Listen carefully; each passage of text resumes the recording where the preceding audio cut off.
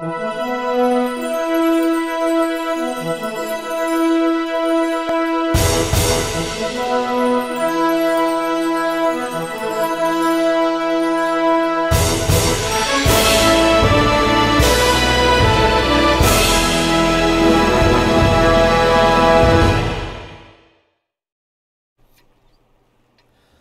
back to What Arty Noobs with General Disturbance. This is the Rheinmetall Skorpion. It's the Tier 8 German premium tank destroyer with a turret. It's located on the westbourne of Safe Haven, and this one is under the command of Sunshinebilly. Now this tank destroyer actually has an Arty gun as its main armament. It's a 128mm down as a K43 Kanonen, and as we all know, Kanonen means artillery piece, not a tank gun. That will be a KWK, or a pack gun, which will be an anti-tank gun.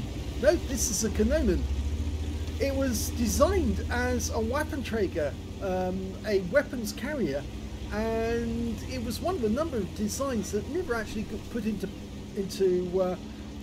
practice. They never actually went ahead and built them.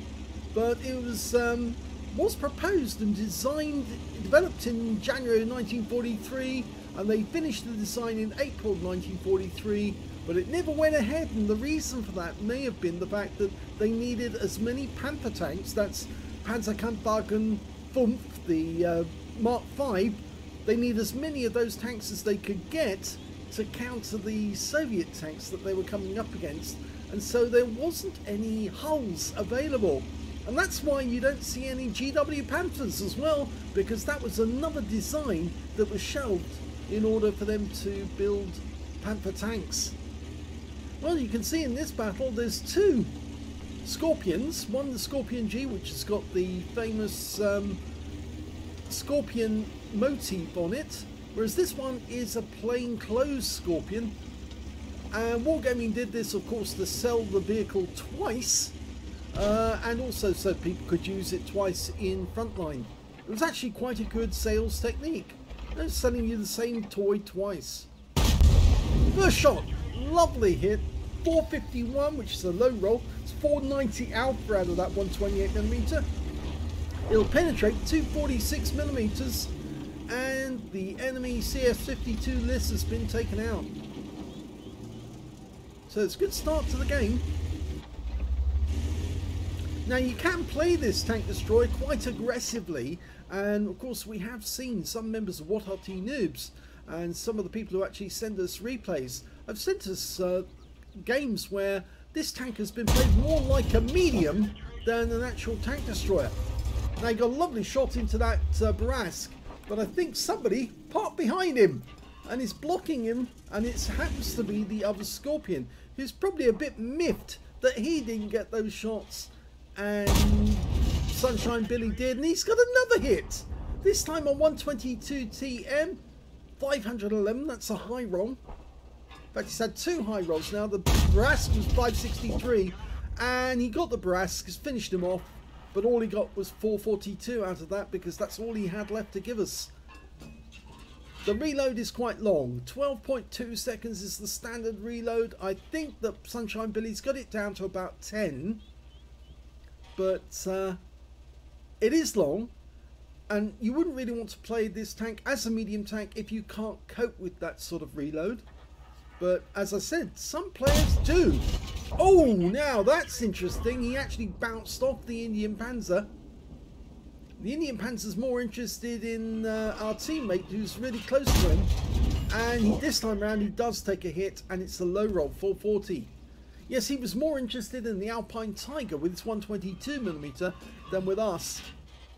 He must know that we're here. You can see the shells hitting his teammates, but he really didn't think about pulling out of there as quickly as he should when he got hit by the first round and it ricocheted. Well, that one hit the armour but didn't go through, and I think you can put that down to the fact the Indian Panzer has a rather unusual shaped turret, which is fairly good at bouncing rounds. Now, 122 TM's going to try and take it out in that Alpine Tiger, and they're basically the same tank actually, because that's, of course, the 122 is a very similar design to the Wizzy 111, and that's what the Alpine Tiger is. It's a Wizzy 111, but not in standard clothing. It's a dressed up 111. Yeah, they're fighting it out in that corner, and the Pershing seems he's going in to use his gun depression and his 90mm, and he's finished off the 122.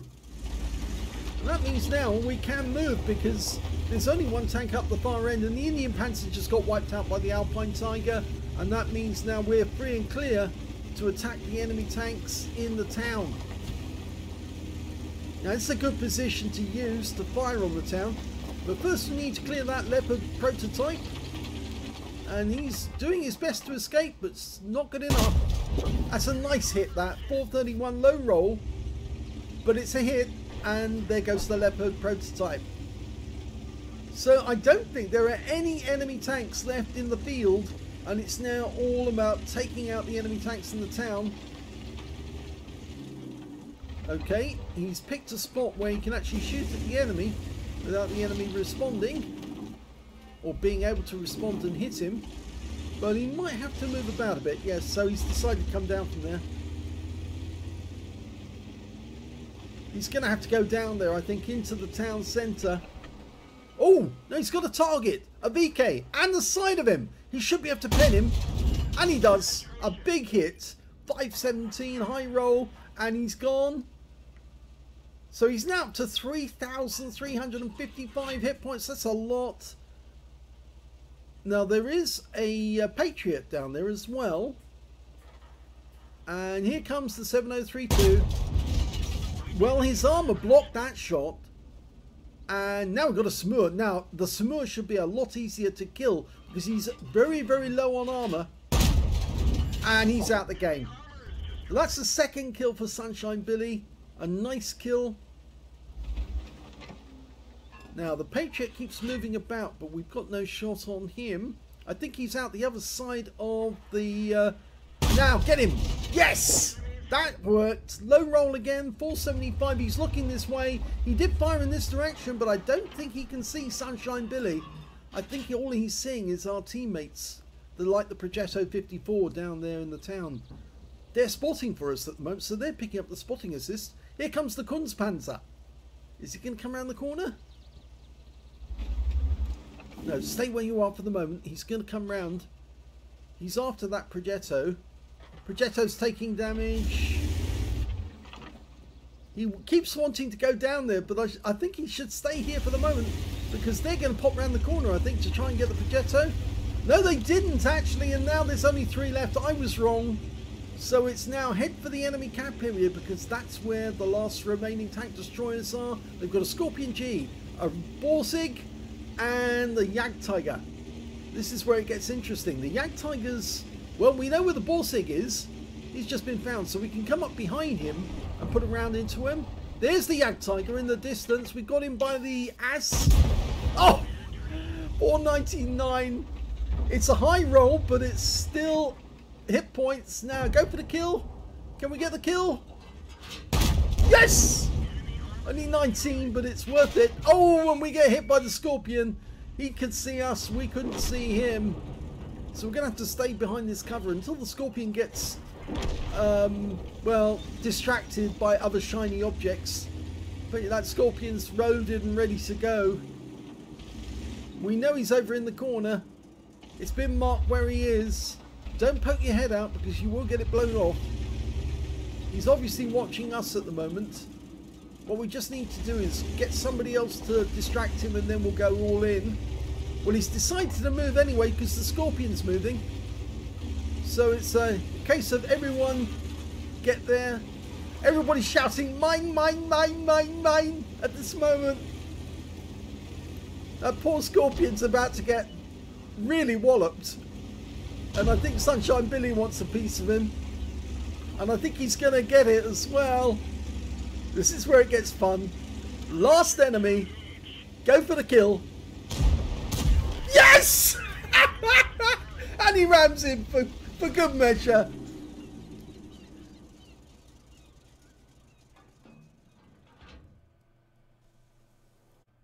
it's always absolutely hilarious when at the end of the game everybody charges to get at the last remaining enemy. And well, that was a good example of it. Everybody shouting mine, mine, mine, mine, mine, trying to get the last kill. Well, it's the first class tanker for sunshinebilly in the Rheinmetall Skorpion. He managed to get a fighter badge for getting at least 4 kills. He got 4 exactly. He also got a 5 for effect for doing more damage than hit points for his own vehicle. A bruiser medal for getting at least 5 critical hits in this one. He managed to get 8.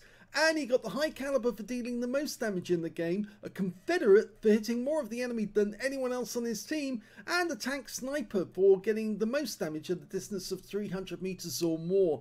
And his win rate from the battle was 7,112, which is super unicum and quite a bit more. A very good example of how you can play the Skorpion, both as a sniper and also to get the last kill of the game. Let's have a look at the team score.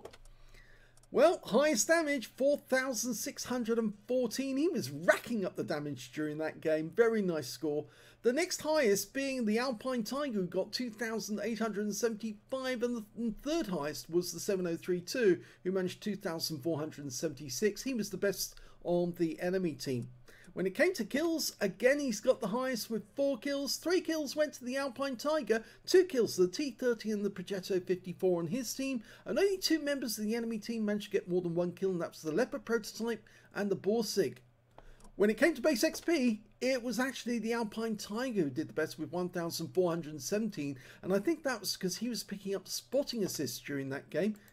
If it will come up and show it to me, yes, 1,722 hit points of spotting assist. That pipped his XP a little higher than sunshinebilly towards the end of the game, but sunshinebilly still got 1,250 from that massive amount of damage, and 1,125 went to the 122 TM. And you can see it was these 3 players who were doing most of the damage and having the most fun during that game, I suspect. Let's have a look at detail. 16 shots fired, 15 direct hits and 12 penetrations on the enemy. 4,614 hit points, of which 3,081 were at more than 300 meters. The only shot that didn't actually hit the target, or at least I think one of the ones that didn't pen, was the one he fired at the 7032. But I think, no, he did fire at somebody else and not get a hit.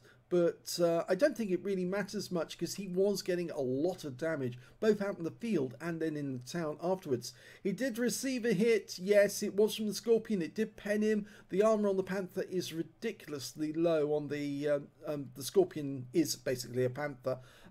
So it's very low armor and easily penetrated. 10 enemy vehicles were damaged, 4 were killed. And he earned 109,890 credits from the game, and after repair and ammunition resupply took away 52,260 credits. 1,875 XP, 188 for this being a premium vehicle, took away 2,063 experience points altogether. That was a very good game. Let's have a look at the armor profile for the Skorpion. Well, yes, it's pure Panther really. If I look at this, you can see upper plate 30mm angled, so he's only getting about 32. Lower plate 30mm, getting about 37 because it's slightly higher raked. The sides of the vehicle are fairly light. You're looking at only 16mm on the side. The weight's being kept down to enable it to carry that huge gun. And the gun shield, well, that's only to stop small arms and splinters, 14.5mm. And you have to remember it's an open turret, which means Arty can land rounds in that turret and wipe out everybody. And I've done that at distance. So it is possible to hit one of these and kill the entire crew with one shot. And that's very satisfying indeed. The rear of the vehicle, again, 20mm, and because it's basically fairly flat, that's all you're going to get. So these tanks are very vulnerable to enemy fire. So if you can get an Arty round on, you probably will pen it. If you don't pen it, you'll probably get a fairly decent roll anyway. And so they're always good targets to fire at. Let's have a look at the modules. Okay, modules up. It's basically a tank from the bottom down, and of course that little turret with a half a turret. We've got the driver up front on the right hand side. In front of them is the gearbox, and between them is the radio, and there's the radio operator stroke machine gunner or bow gunner for the vehicle. Just behind them is an ammo rack. So if you can actually punch through the front plate, you're either going to take out one of the or two of the crew, and or possibly hit the ammo rack as well. In the turret, you've got the gunner on the right hand side. On the left hand side, we've got the tank commander. Tank commander is also the loader in this vehicle. And at the back, we can see there's an ammo rack down below, and you can hit that from this side. It's only on this side. We've got the engine, and it's sandwiched between two fuel tanks with one big fuel tank right at the rear. So if you want to get a fire, you aim for the right at the back of the vehicle. If you want to immobilize it, just aim for the engine deck area. And just ahead of that is, or just behind where the turret would end normally, is where the ammo rack is. So if you want to get this thing to go boom, aim for the back here, and preferably use HE. And more than likely you are going to get a penetration and then a big hit on this vehicle. That game was a superb example of how to play the Skorpion. Well done, Sunshine Billy. It's kind of nice actually to see somebody with a Skorpion who actually does well, because so often people buy a Skorpion, they just don't know how to use it properly. But when you see something like this where you dominate the game, it really does show that yes, it is possible to play the Skorpion and have a fun time.